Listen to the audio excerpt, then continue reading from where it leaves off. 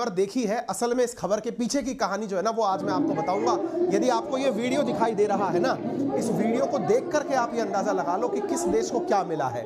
यहाँ पर आप जिस देश के हालात देख रहे हैं, हालांकि स्थितियां कहीं भी ज्यादा अच्छी नहीं है, लेकिन ये स्थितियां दिखाने के लिए पर्याप्त है कि आप चाहे कितनी भी बड़ी बड़ी डींगे मारे, जहां अनाज के एक कट्टे के लिए यानी कि एक अनाज के बैग के लिए लोग अपनी जान तक देने को तैयार हैं। आप देख सकते हैं किस तरह से लोग जूझ रहे हैं, छीना झपटी हो रही है एक बैग गेहूं आटे के लिए। आप यहां पर लोगों को देख सकते हैं, छीना झपटी के अंदर लोगों को धकेल करके नाले में गिरते हुए आप देख सकते हैं।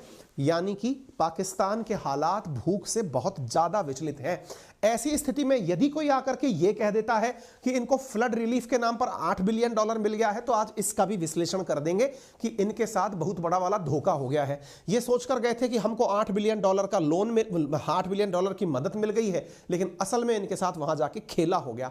खेला क्या हुआ वो आज के सेशन में हम पूरा विश्लेषण करेंगे। पाकिस्तानी नागरिक भी अगर सुन रहे हो तो वो भी सुन ले कि आपके साथ खेला क्या हुआ है।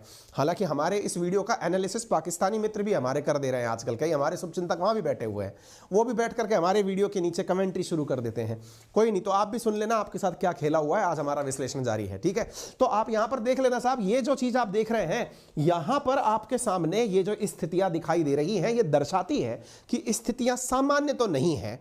भोजन के लिए भूख के हालात और भूख की वाकई में स्थितियां विकट होती हैं, और ऐसी स्थिति में सरकारों को चाहिए कि वो इन पर पॉलिटिक्स ना करके सही समाधान ढूंढें। तभी तो यूनाइटेड नेशंस नहीं, इस बार अमेरिका की तरफ से बनाए गए एक थिंक टैंक ने, उसका नाम क्या है वो भी मैं आपको बताऊंगा, नाम है उसका अटलांटिक काउंसिल।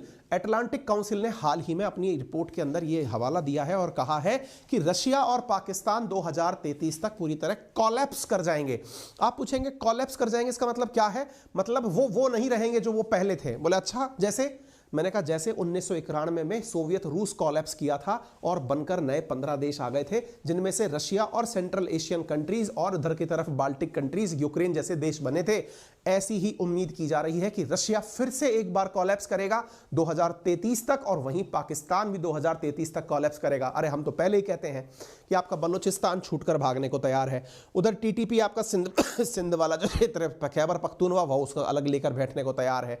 इधर जो पीओके आपने जबरदस्ती ले रखा है वो कभी भी फिर गई नजरें तो इधर चली जाएंगी।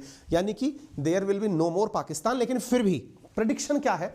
2033 का है। तो 2033 का प्रेडिक्शन कैसे बना वो भी हम आपको बताएंगे। कौन है ये थिंक टैंक जिसने ऐसी बात करी वो भी हम आज के सेशन में आपको बताएंगे। फिलहाल के लिए हम आपसे क्या कह रहे थे कि जो पाकिस्तान में आई हुई वीट शॉर्टेज है ना, उस वीट शॉर्टेज के कारण जो स्थिति हुई वो मैंने आपको बताई। अब हुआ क्या है कि पाकिस्तान की तरफ से शहबाज शरीफ और अपने साथ ले गए बिलावल भुट्टो को, और ये लेकर पहुंच गए जिनेवा। वहां जाकर पहुंचे कि भैया हमें मदद दे दो।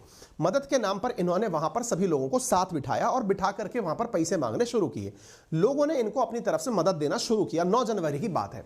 वहां पर यूरोपियन यूनियन ने कहा कि हम आपको $93 मिलियन दे देंगे, जर्मनी ने कहा हम $88 मिलियन दे देंगे, चाइना ने कहा हम $100 मिलियन दे देंगे। यानी इस प्रकार से इनको दान हो रहा था धन। ऐसे ही आईडीबी ने कहा कि हम आपको $4.2 बिलियन दे देंगे। ऐसे वर्ल्ड बैंक ने कहा हम $2 बिलियन दे देंगे। जैसे होता नहीं है कि हाँ भाई कितना दे दोगे, बोले दो भाई इसको इतना रुपया दे देंगे सब। भाई ये सब पैसा सोच करके पाकिस्तान में एकदम माहौल टाइट हो गया। ऐसी स्थिति में मरियम नवाज जो इनकी मंत्री हैं, उन्होंने बाकायदा पूरी तरफ से कहते हुए कहा कि हमारे प्राइम मिनिस्टर जो हैं वो जाकर के अब यूएई भी गए हैं, वहां के प्रेसिडेंट से मिले हैं, और वहां पर यूएई जाकर के उन्होंने भी ये कह दिया है कि वो अगले समय हमको $2 बिलियन का लोन और दे देंगे, $1 बिलियन का लोन ऐड और कर देंगे। भाई साहब इन्होंने पैसे इतने गिना दिए कि लोगों को लगा यार पाकिस्तान के पास जहां 15 दिन का भी पैसा नहीं था, उसके पास $8 बिलियन एक साथ आ गए। वाह, मजा हो गया। लेकिन जब सब पता जब बाहर निकल के आया तब ये है, और वो पता अपन ने नहीं लगाया। पाकिस्तान का ही एक न्यूज चैनल है जिसका नाम है द डॉन, उसने जानकारी बाहर निकाल कर क्या बताई कि इनको जो लोन मिल रहा है $10 अरब के आसपास का, उसमें से 90% इनको कर्जा मिला है। कर्जा मिला है से मतलब समझिए, देखिए अगर आपके यहां क्राइसिस आया हुआ है तो क्राइसिस के समय आप गए थे लोगों से मदद मांगने के लिए कि भाई हमारे देश को संकट से बाहर निकालो, लेकिन दुनिया ने ऐसे वक्त पे भी इनको कर्जा दिया। कर्जा देने का मतलब समझते हैं आप?